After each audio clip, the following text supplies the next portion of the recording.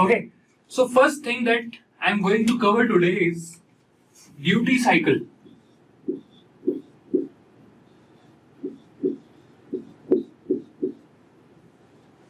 Duty cycle. Now what is duty cycle? If I write duty cycle as D is equal to arc on time upon arc on time plus rest time.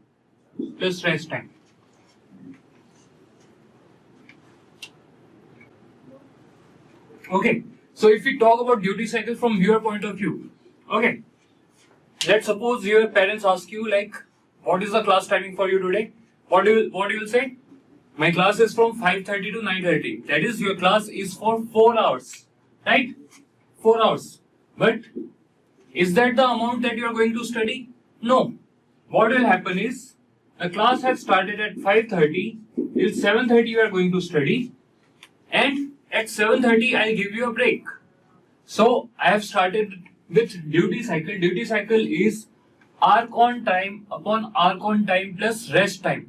So I am trying to explain this from your point of view. See, today your class is scheduled from 5:30 to 9:30. Okay, so this is 4 hours, right? But this entire 4 hours we are not going to study. What will happen is 5:30 to 7:30 we'll study, then 7:30 to 7:45 we'll take a break, 15 minutes break, and then 7:45 to 9:30 again we'll study. So overall we are going to study for 3 hours and 45 minutes, sorry. And we are going to take 15 minutes rest. Okay? If I don't give you this 15 minutes rest, there are chances that your brain will stop working and your brain will not perform to its best level, right? You won't be able to absorb whatever I am teaching, right?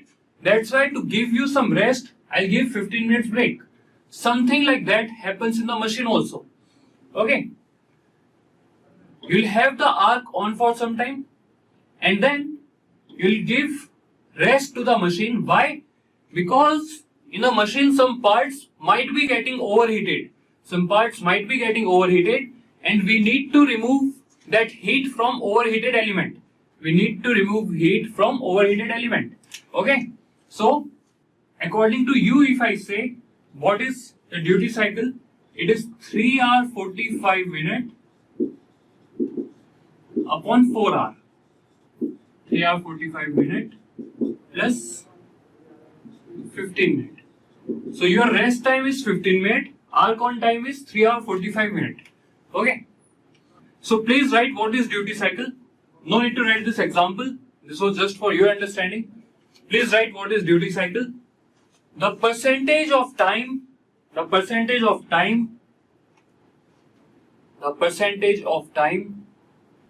during which the arc is on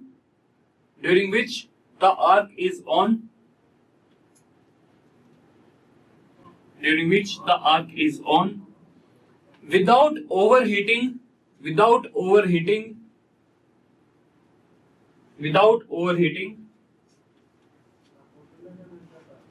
the vital elements of welding equipment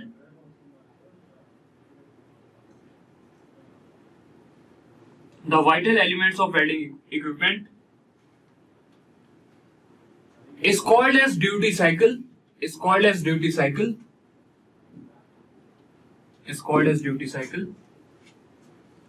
Next, write down what is AOT. AOT is the time during which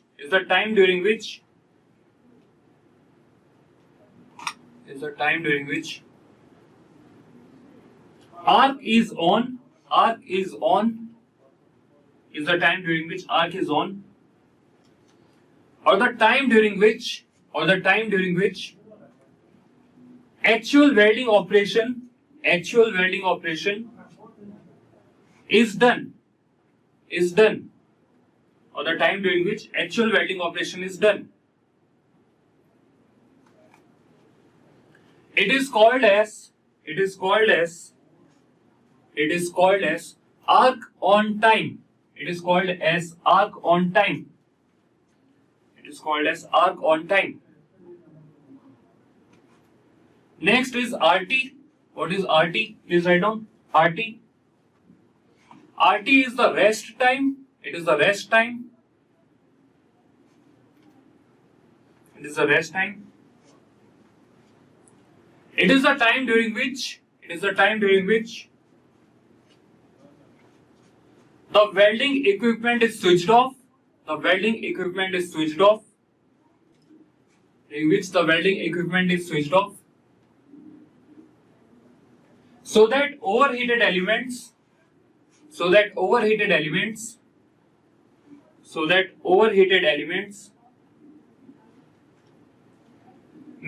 down.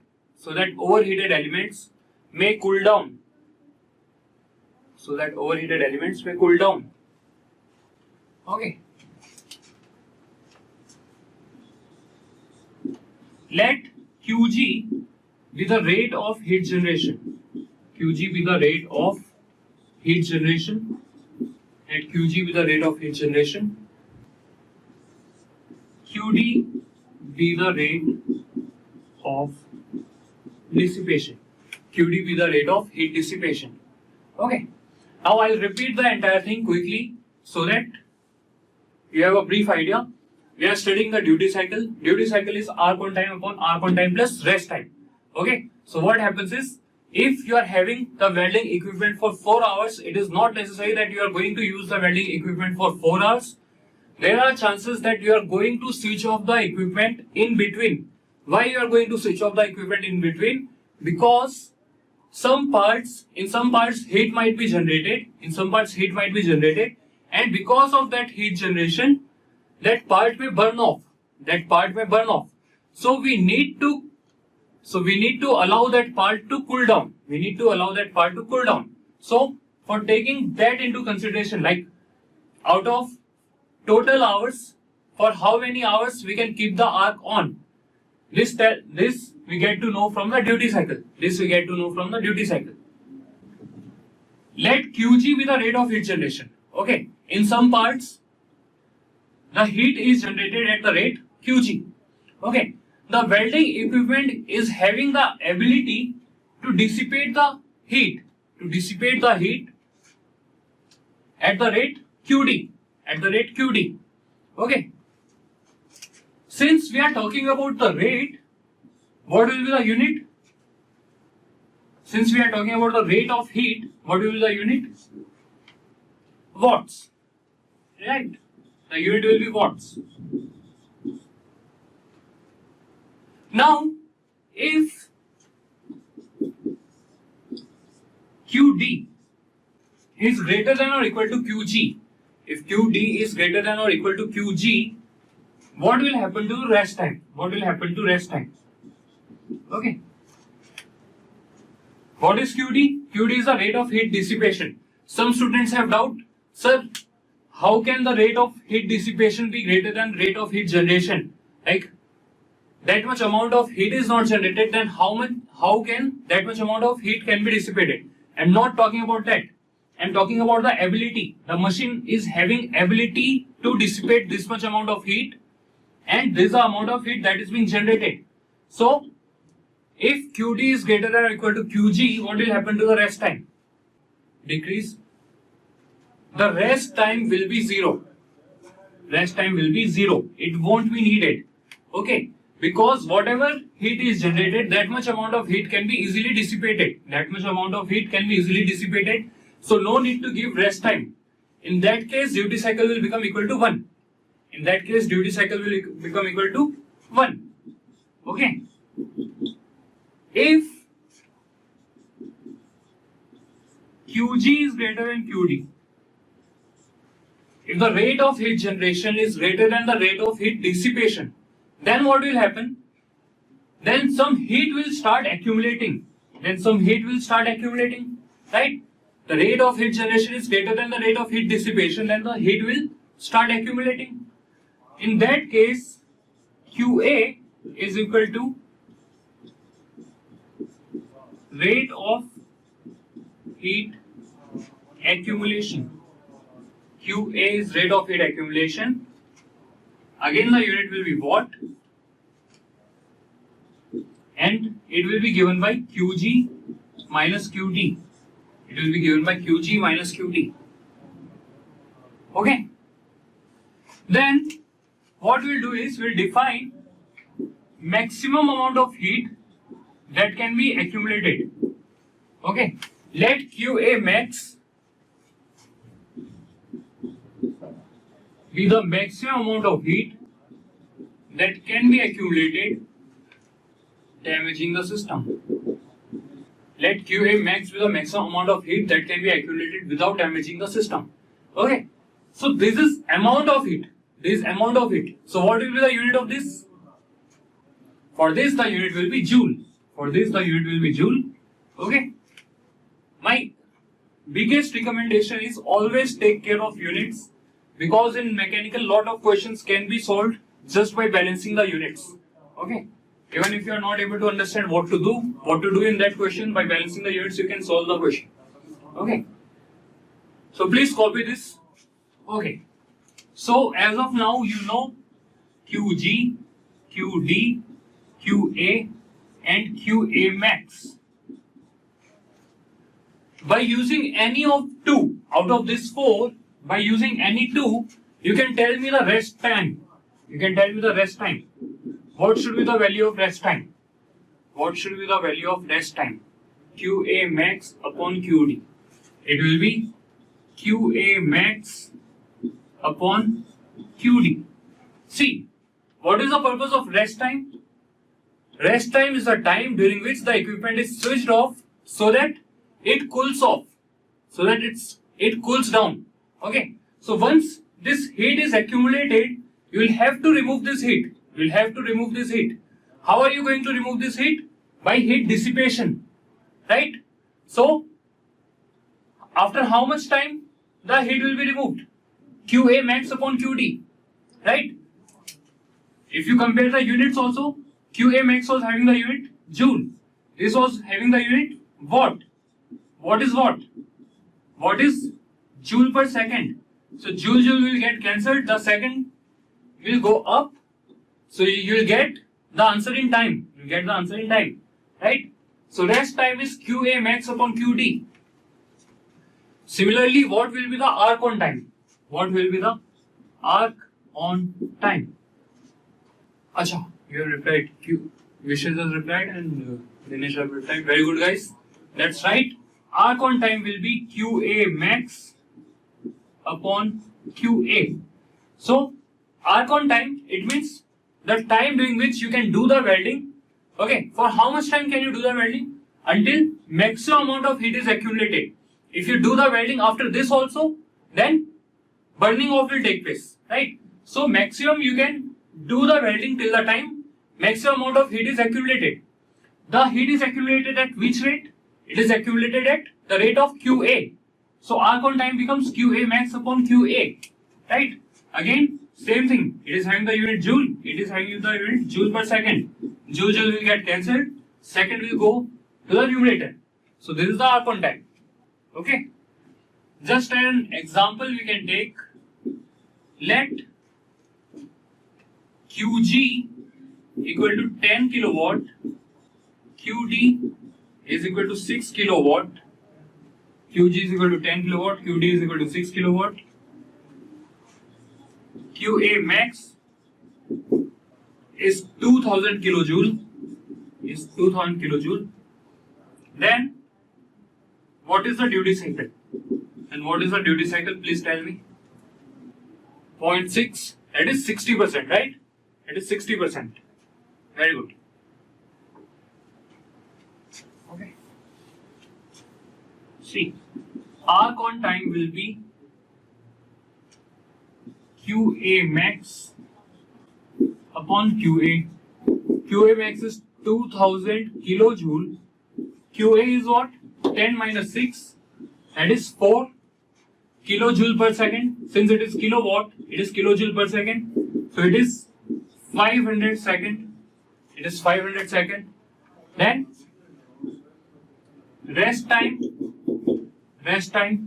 will be QA max upon QD. So 2000 divided by 6 is kilojoule per second. Okay, it is 1000 by 3, that is 333.33 second. Okay, so duty cycle becomes arc on time upon arc on time plus rest time. So it is 500 upon 500 plus 333.33. Okay, the duty cycle is written in terms of percentage. The duty cycle is written in terms of percentage, so it will give you the answer as 60%. It will give you the answer as 60%. Okay. Now, how do we use this duty cycle? What will happen is, when you buy a new welding equipment, on that welding equipment, some nameplate would be there. Okay, if you might have seen the equipments in your lab, in all the machines some nameplate is there in which the detail of the machine is given. Okay, so similarly a nameplate will be given on the welding machine, and on that welding machine they would have written IR and DR. IR and DR. What is IR? IR is the rated current. IR is the rated current, and DR is the rated duty cycle. DR is the rated duty cycle for that current. Okay, for that current. So it is not necessary that you are always going to operate the machine at this current. You will be operating the machine at some other current. Okay, it will depend upon your requirement, right? So for your current, whichever current that you are going to use, how much should be the duty cycle? How much should be the duty cycle? So for that we use the expression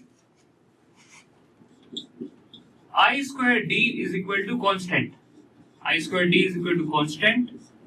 That is I square R dr is equal to I square D square D. Okay, so R is the rated current, dr is the rated duty cycle, ID is the desired current, ID is the desired current, DD is the desired duty cycle for that current. DD is the desired duty cycle for that current. Okay, so by using this expression, sorry, here there is no square. By using this expression, you are going to find out the required duty cycle. By using this expression, you are going to find out the required duty cycle. Okay. Some students generally have a doubt like, sir, how did we get this expression? So there is an approximate expression for this is, you know, duty cycle is arc on time upon arc on time plus rest time. So approximately duty cycle is directly proportional to arc on time, right? Arc on time is what? QA max upon QA. So arc on time is inversely proportional to QA. QA is what? QG minus QD. QA is QG minus QD. So QA is directly proportional to QG, rate of heat generation. So 1 by QG. QG is the rate of heat generation. Rate of heat generation. Okay. Inside the arc welding, the heat would be generated most probably because of the electrical resistance. The heat would be generated most probably because of the electrical resistance. Therefore, QG is equal to I square R. I square R. Okay. So which implies QG is directly proportional to I square. QG is directly proportional to I square. So it is 1 by I square. So from here we get D into I square is equal to constant. I square D is equal to constant. Okay. So there is an approximation copied. So please write down. The rated current and rated duty cycle. The rated current and rated duty cycle. The rated current and the rated duty cycle will be taken from the nameplate. Will be taken from the nameplate of the welding equipment.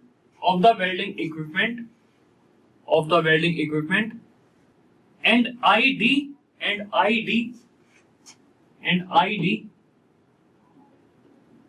that is a desired current will be taken from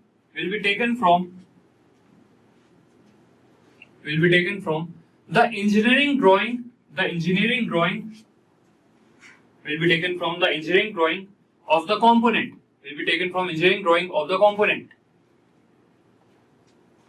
Okay. Will be taken from engineering drawing of the component. In engineering drawing, everything will be written, like this part will be welded with how much current, which part will be welded with how much current. Okay.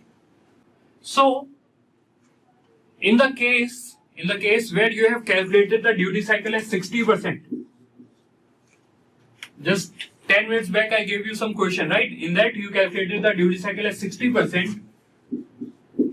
In that case, if I tell you, in that case, the current was 1500 ampere, then what will be the duty cycle when the current is 2000 amperes? Okay. Please tell me, what should be the duty cycle when the current is 2000 amperes? 33.75. Yes, 33.75. So, I square D is equal to constant. So, 1500 into 60 is equal to 2000 into D. Okay. So this will give you 33.75%. 33.75%. Okay, very good. Now let us see some types of arc welding. What are those? TIG welding, MIG welding, submerged arc welding. All this welding we are going to see now. But before having a look at this topic, we need to understand few things. That is the flux and the slag. What do you understand by flux and what do you understand by the slag? Okay. So please write down flux. What is a flux? Okay. So first we are going to see what is a flux.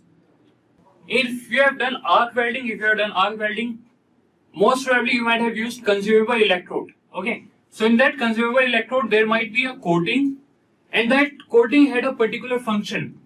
That coating was nothing but it was flux. Okay. So flux can be added through the electrode or it can be added externally. in the form of powder. Okay.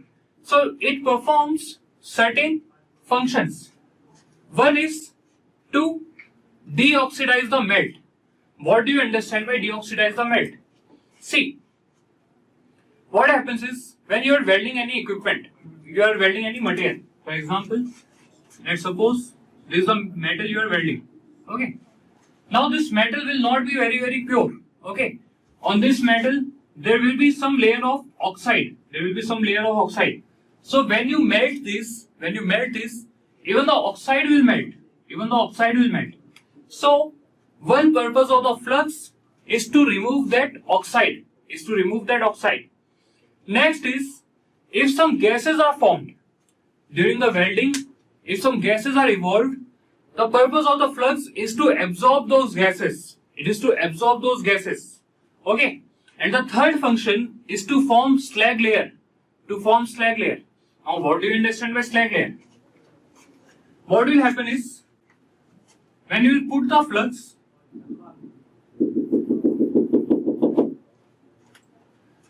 the flux will melt, and along with that it will absorb all the impurities.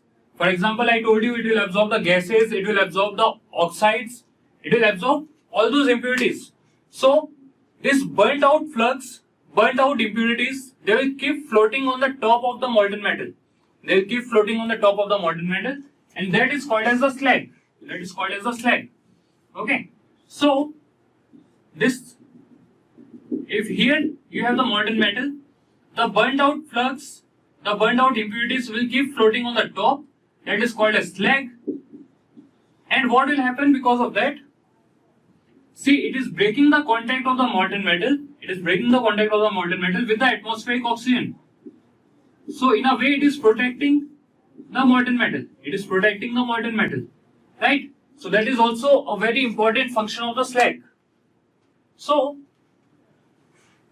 how should be the density of flux? How should be the density of flux compared to the density of molten metal? Compared to the density of molten metal. How should be the density? Low. Yes. Density should be low so that the flux keeps floating on the molten metal. So that the flux keeps floating on the molten metal. Okay. So please write down. Please write down the topic as flux. Topic as flux. Flux is a powdery substance. Flux is a powdery substance. Flux is a powdery substance that is added to the weld, that is added to the welding zone, that is added to the welding zone, that is added to the welding zone to perform following functions, to perform following functions.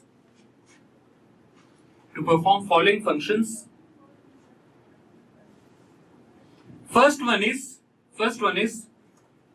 to deoxidize the melt, to deoxidize the melt, to deoxidize the melt.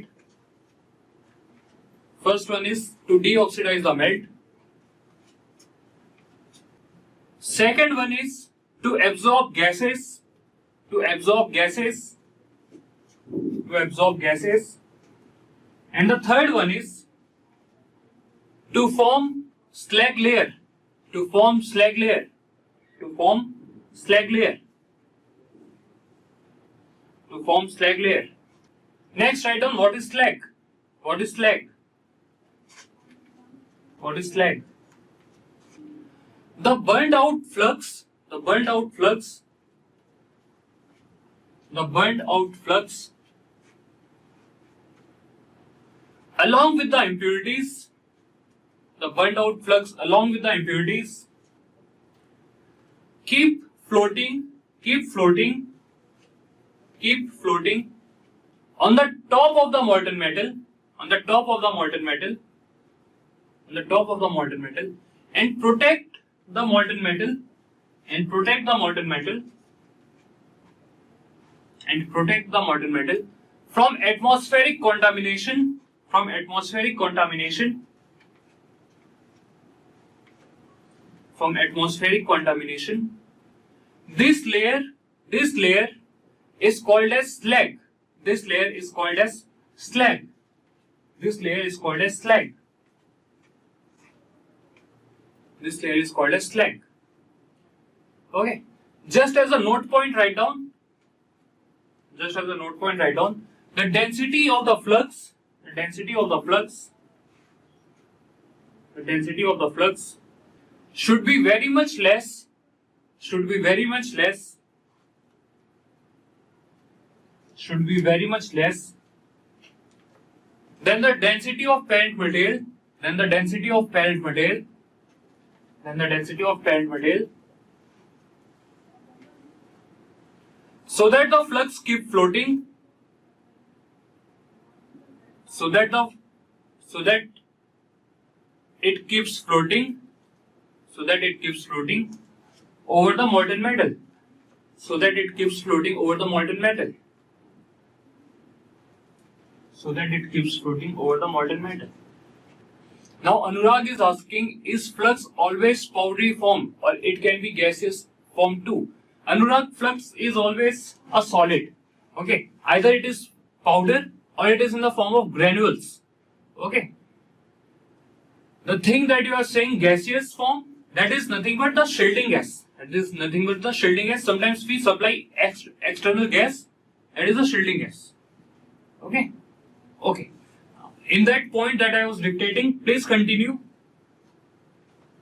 If the density of the flux, is greater than the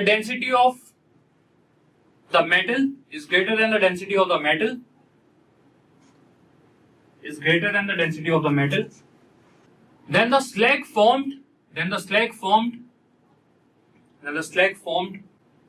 will get trapped inside the molten metal,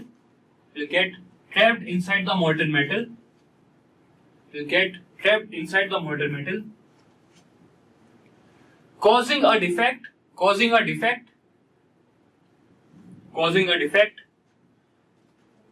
as slag inclusion.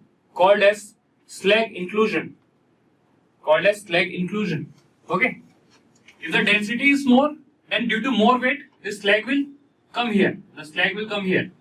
Okay. And after solidification, the slag will become a part of the molten metal. Right? The slag will become a part of the weld, and this is a defect called as slag inclusion. Okay. Now let us see the types of electrode used in arc welding. Okay.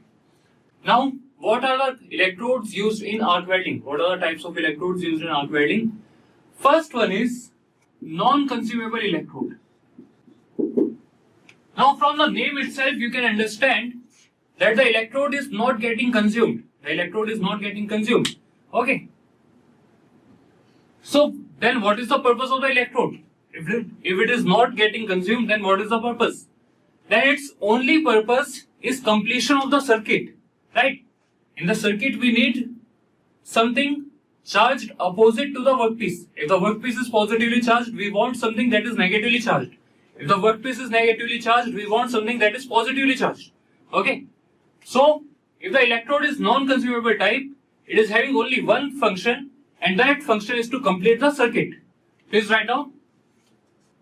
Saurav is saying to melt the metal so we can provide filler metal. Okay, so write down. Non-consumable electrode. Okay. So Vishal is asking, then the filler is provided separately, and is filler always necessary? The answer to this is filler is not always necessary. It depends on the thickness. If the plates that you are joining, they are having thickness less than 5 mm. That is less than half centimeter. Okay. Then there is no need to supply the filler material. Just by melting the edges, you can join them. But if the thickness of the plates that you are joining is greater than 5 mm, in that case only you need the filler material. Okay, So write down non-consumable electrode. It only acts as an electrical element.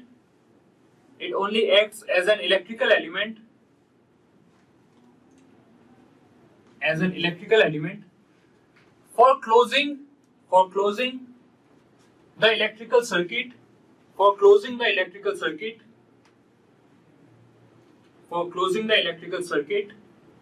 The material used for manufacturing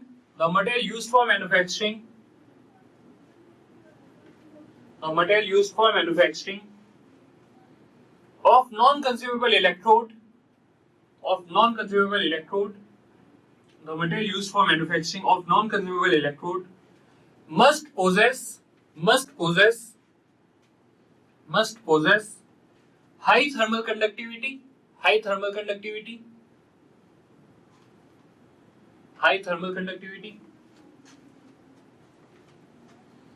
so that whatever heat is generated so that whatever heat is generated on the electrode, gets easily dissipated,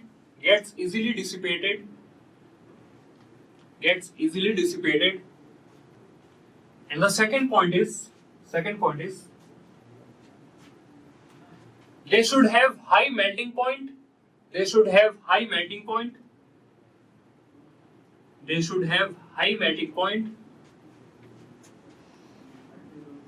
so that they don't melt easily,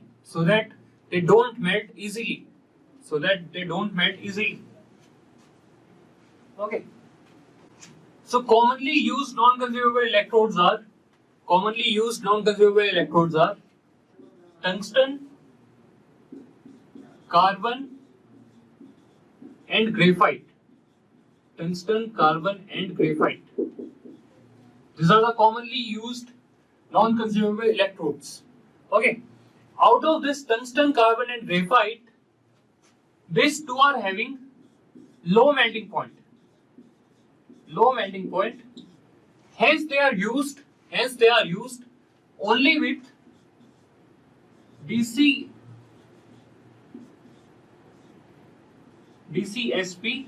or DCRP. Carbon and graphite are having low melting point, hence they are used only with any one of this. Which one it should be? It is used only with any one of this. Which one it should be? This is asking, but arc temperature is about 5000 and tungsten melts at 3450 degrees Celsius.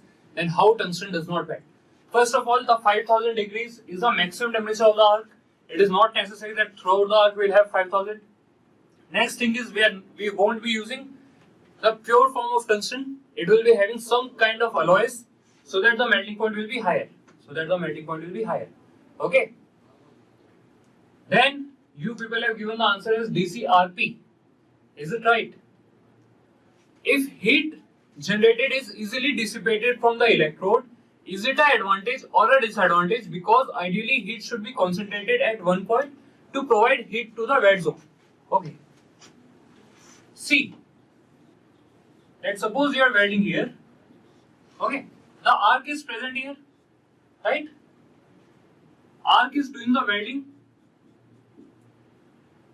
Only thing that we don't want is the heat should not remain concentrated here. If the heat is concentrated here, the electrode will start melting. That's why we want the heat to dissipate throughout the electrode. Right? Now, how is it going to affect the welding? It won't affect the welding because arc will always be present. So arc is focusing heat on this area. It won't be a big problem. Okay.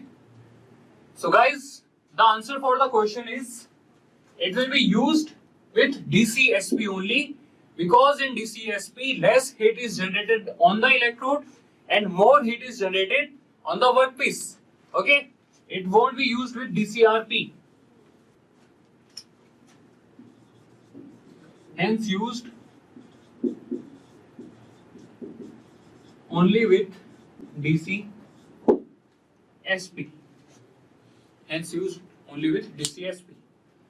Next is consumable electrode. Second is consumable electrode. So please write down consumable electrode. It should act as, in consumable electrode, please write down, it should act as an electrical element. For completing the circuit, as well as supply additional molten metal,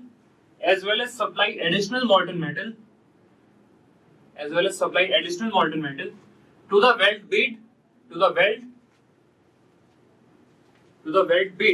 the place where you have deposited all the metal where you are doing the welding, that is also called as weld bead. Okay, weld bead. Now the consumable electrode can be of two types.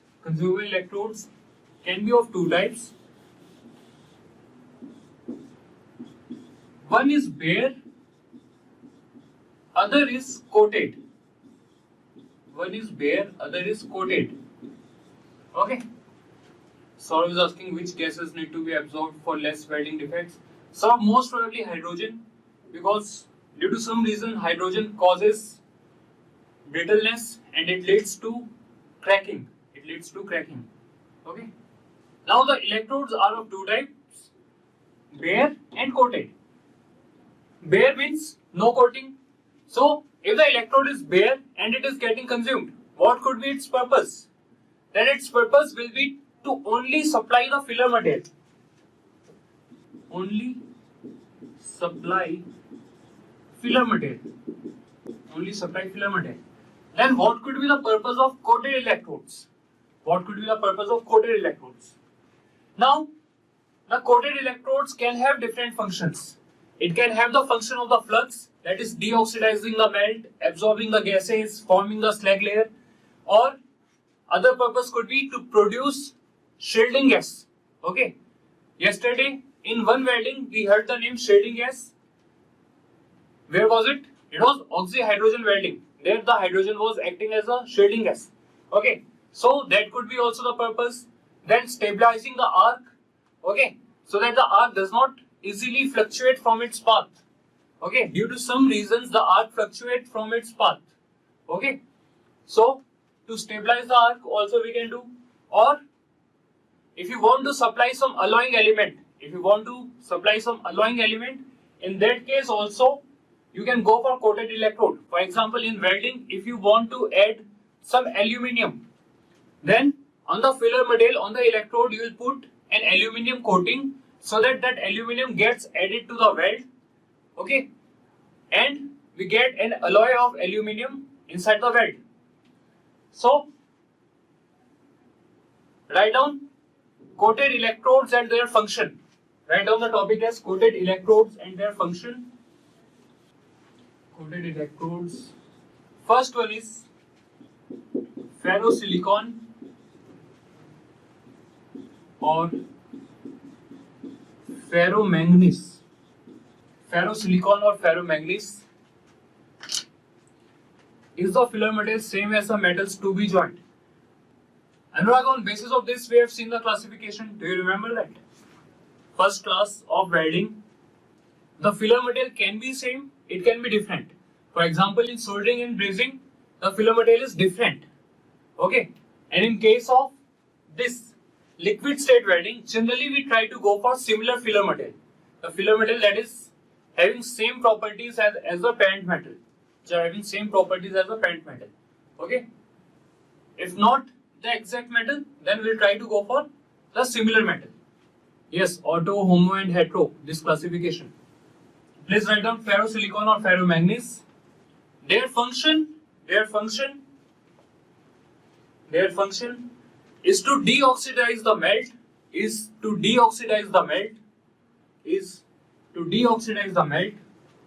and to absorb gases, Their function is to deoxidize the melt and to absorb gases. Then we have titanium oxide, also called as rutile.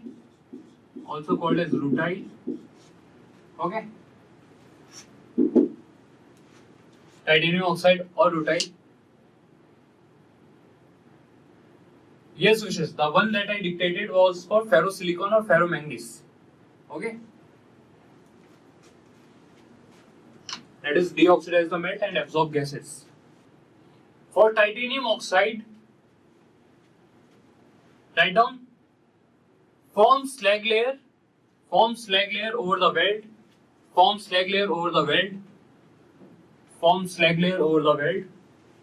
For titanium oxide, write down form slag layer over the weld. Then we have potassium compounds. The function of potassium compounds is to stabilize the arc.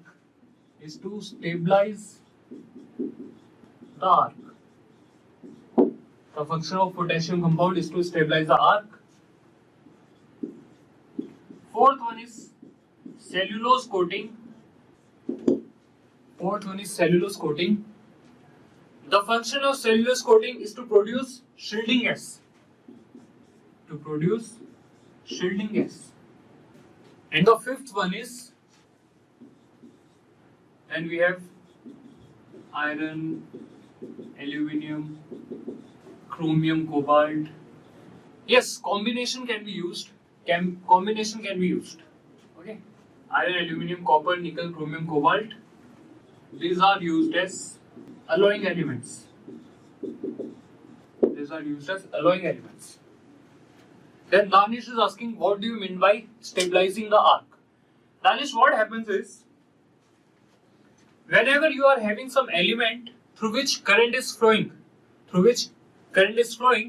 so through that area a magnetic field is set up. For example, if this is an electrode, around the electrode a magnetic field will be set up, and because of this magnetic field there will be some magnetic attraction. And because of this magnetic attraction, the arc may deviate from its path.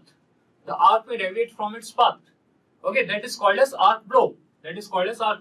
Okay, so to avoid this deviation of the arc from its path, we may use the potassium coating that will stabilize the arc. It will prevent the arc from deviating from its path. Okay, this arc flow will be covered when we study welding defects. Okay.